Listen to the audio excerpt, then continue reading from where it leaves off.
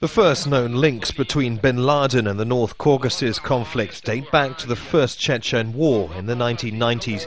Bin Laden said to have offered volunteers money and guns to fight in Chechnya. Many hundreds signed up.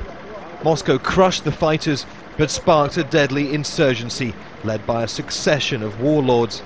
But what began as a regional war of independence is now viewed as being driven by a largely foreign-inspired Islamist agenda. There is a lot of copycat activity in North Caucasus. The Chechen rebels and the other Islamic insurgents in North Caucasus, they imitate the visuals of bin Laden and Al-Qaeda. And that extends also to the tactics used, hostage-taking and suicide bombing.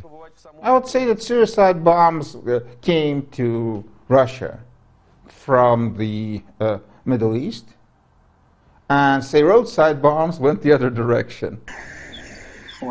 Today, Russia has its own bin Laden, Doku Umarov. He too has evaded capture for many years, the mastermind behind a series of attacks on Russia's transport system.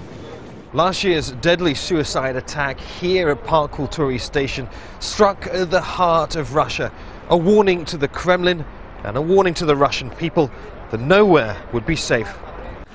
Less than 12 months later, a suicide bomber blew themselves up at the country's biggest airport, killing 35 people. But it was the Beslan school attack in 2004 that brought the insurgency to the world stage. More than 200 people were killed, most children. It was Russia's 9/11 moment. But if the insurgents have imitated Al-Qaeda, to what extent has Russia borrowed from America's war on terror?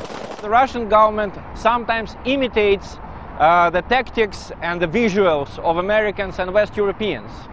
But indeed, when you imitate someone for a long time, you finally end up being like that person whom you imitate. Moscow's long been criticized for brutal tactics in the Caucasus and for assassinating targets on foreign soil. The killing of bin Laden may be used as a pretext for Russia to follow suit. Bin Laden may be dead, but in the Caucasus, bin Ladenism prevails, prompting Russia to continue drawing lessons from America. Neve Barker, Al Jazeera, Moscow.